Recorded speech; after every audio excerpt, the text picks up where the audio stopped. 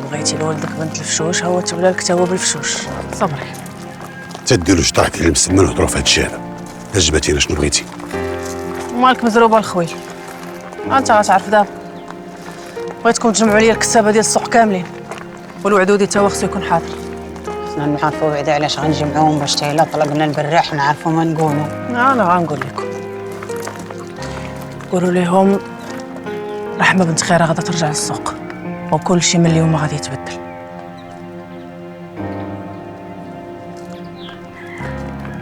ماشي جرع السوق، شويه بشويه. الناس باقي ما ينساوش شنو طرا لبشير وولدو.